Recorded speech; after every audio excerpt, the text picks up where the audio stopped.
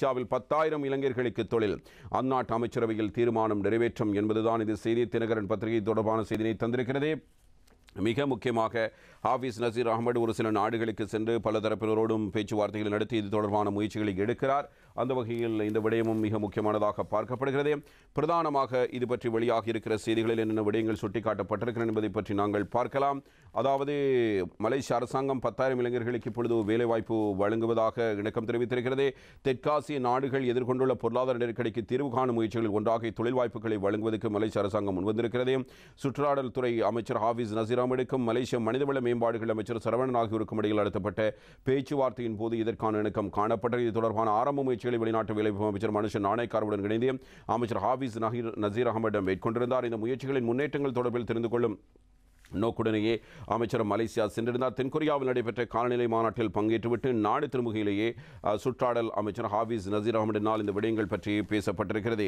எனவே மலேசியாவில் தொழில் வாய்ப்பு வழங்குவது பற்றி ஹாஃபிஸ் நசீர் தரப்பிலிருந்து கூறப்படுகின்ற விடயங்களில் பிரதானமாக மலாக்கா மாநில ஆளுநர் உட்பட முக்கிய அரசியல் தலைவர்களின் சந்தித்து அமைச்சர் கலந்துரையாடி இருக்கிற இந்த சந்திப்புகளில் மலேசியாவுக்கான இலங்கை தூதுவர் சீஃப் மார்ஷல் சுமங்கல டயஸும் கலந்து கொண்டிருக்கிறார். இந்த சந்திப்பில் இலங்கையர்களுக்கு தொழில் வாய்ப்புகளை வழங்கும் அரசாங்கத்தின் வேண்டுகோள் பற்றியும் கலந்துரையாடப்பட்டிருக்கிறது. இதனை ஏற்றுக்கொண்ட அமைச்சர் சரவணன் மலேசியாவில் உள்ள சகல கைத்தொழில் நிறுவனங்கள் மலேசிய தொழில்வாண்மையாளர்கள் ஆகியோருக்கு அறிவுறுத்தல்களை வழங்கியிருக்கிறார். இலங்கையர்களை மலேசியாவின் சகல துறைகளிலும் வேலைக்கு அமர்த்த திட்டம் குறித்து பகிரங்கமாகவும் அறிவிக்கப்பட்டிருக்கிறது. இந்த தொழில்துறைகளிலும் வெற்றிடங்கள் தொடர்பில் இணையங்களினூடாக தகவல்களை பெறுமாறும் இலங்கையருக்கு மலேசிய அரசாங்கம் அறிவுறுத்தியிருக்கிறது.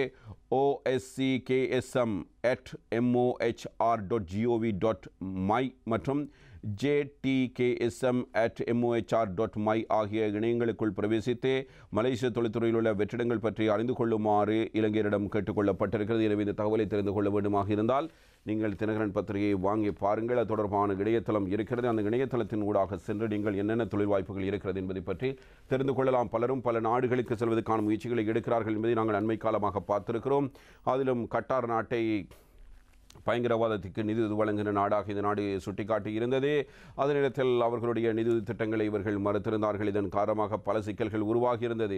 அண்மையில் கட்டார் நாட்டு வேலைவாய்ப்புக்காக இடம்பெற்ற நேர்காணலின் பொழுது அந்த நேர்முக தேர்வின் பொழுது எத்தனை பேர் கலந்து கொண்டிருந்தார்கள் என்பதை பார்க்கின்ற பொழுது நாட்டின் நிலைமை எப்படி என்பது உலக நாடுகளுக்கு புரிந்திருக்கும். எனவே பலரும் பல்வேறு வழிகள் முயற்சிகள் இப்பொழுது மலேசியாவுக்கு செல்வதற்கும் வாய்ப்பு இருக்கிறது.